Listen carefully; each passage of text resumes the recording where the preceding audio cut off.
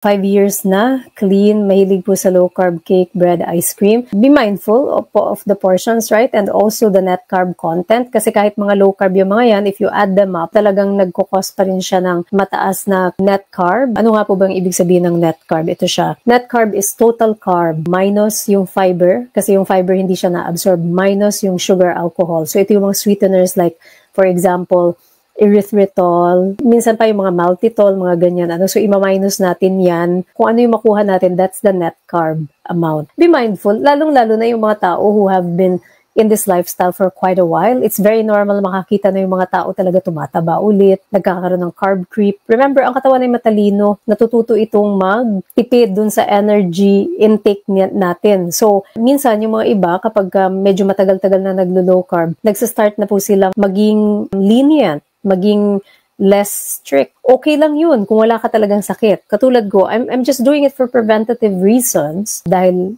both sides of the family ko, merong mga cancer, may stroke, may heart disease, although ako mismo wala. Pero yung mga tao na talagang meron ng sakit, kapatid, you really have to be mindful. Dahil the moment that you go back to the same lifestyle mo dati, manunumbalik din po talaga yung mga sakit na dati yung na-reverse na. Kapag pa unti-unti ay tinataas nyo ulit yung intake ninyo ng mga pagkain na mataas yung net carb content. So, be mindful of that lamang po.